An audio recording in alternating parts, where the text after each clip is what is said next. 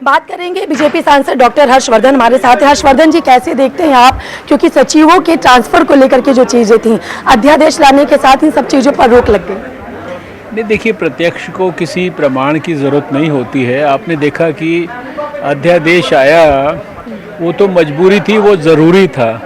दिल्ली के अंदर एक सेम्बलेंस ऑफ ऑर्डर को उसको रिक्रिएट करने के लिए, उसको अक्षुण्ण रखने के लिए इनको पावर मिली कि नहीं, और मिलते ही सबसे पहला काम क्या कर रहे हैं कि जो भ्रष्टाचार का इन्वेस्टिगेशन कर रहे हैं ऑफिसर्स, उनको ये पद से हटा रहे हैं, उनके दफ्तरों के अंदर अटैक कर रहे हैं, उनकी फाइलें चोरी कर रहे हैं। तो मैं ये समझता हूँ कि इससे ज़्यादा एनार्की क्या होगी सरकार के सिस्टम में। मैंने उदाहरण दिया है कि 20 साल दिल्ली में 4 मुख्यमंत्री रहे, कम से कम 5-6 लेफ्टिनेंट गवर्नर रहे 93 से लेकर और 2013 तक, प्री अरविंद केजरीवाल।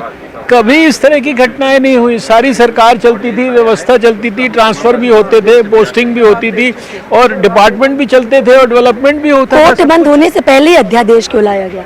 नहीं, अध्यादेश तो बताया ना, अभी तो इतना डिटेल में एक्सप्लेन किया कि जिस तरीके से अगर विद इन ए डे इस तरह की हरकत ये कर रहे हैं, गुंडागर्दी कर रहे हैं, अधिकारियों को हरास कर रहे हैं, ज़बरदस्ती कागज़ों पे साइन करा रहे हैं, दरवाजे तोड़कर उसमें से फाइलें निकाल रहे हैं, उनकी फ़ोटोकॉपीज़ करा रहे हैं, पावर उनकी जो है छीन रहे हैं, ट्रांसफ़र उनके कर रहे हैं जो इनके ही भ्रष्टाचार को इन्वेस्टिगेट कर रहे हैं। तो अगर ये मान लीजिए अध्यादेश ना लाया जाता तो इसके अंदर तो ये इतने दिन में, थोड़े दिन के अंदर पता नहीं क्या क्या कर डालते। चलिए, बहुत बहुत शुक्रिया। हमने बात की बीजेपी सांसद डॉक्टर हर्षवर्धन से। इनका कहना है कि अगर अध्यादेश नहीं लाया जाता तो इतने दिनों में पता नहीं क्या कुछ कर जाते।